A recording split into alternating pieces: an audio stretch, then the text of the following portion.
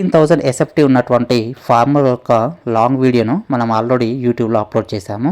వారు పెంచినటువంటి birds body weight ఉన్నా కూడా లిఫ్టింగ్ విషయంలో చాలా డిలే చేయడం వల్ల ఈ ఫార్మర్స్ చాలా నష్టపోయారు.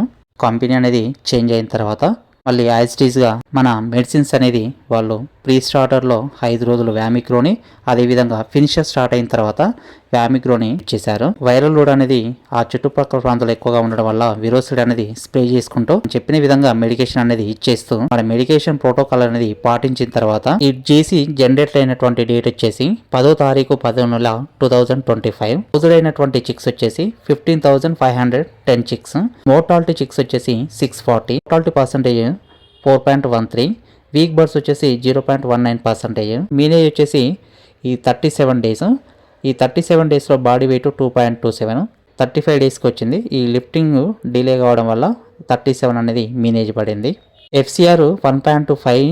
అదేవిధంగా సిఎఫ్సిఆర్ వచ్చేసి 1.44. స్టాండర్డ్ ప్రొడక్షన్ కాస్ట్ వచ్చేసి 95 రూపీస్ ఉంటే వీరు తీసుకొచ్చేటువంటి ప్రొడక్షన్ కాస్ట్ 84 రూపీస్.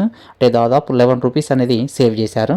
లిఫ్టింగ్ ఇచ్చినటువంటి బర్డ్స్ వచ్చేసి 14,873 బర్డ్స్. ఈసీ అమౌంట్ వచ్చేసి 4,68,031 రూపీస్ 98 పైసా.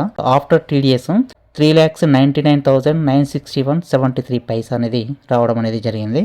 రైతులు 1-2 బ్యాచ్లు అనేది నష్టపోయిన తర్వాత డిసప్పాయింటెడ్ కాకుండా ఆల్టర్నేట్గా ఉన్నటువంటి మంచి కంపెనీలో ఎంచుకొని మంచి మెడికేషన్ అనేది ఇచ్చేసుకున్న తర్వాత మనం ఇలాంటి రిజల్ట్ అనేది పొందవచ్చు అని చెప్పడానికి ఈ వీడియో.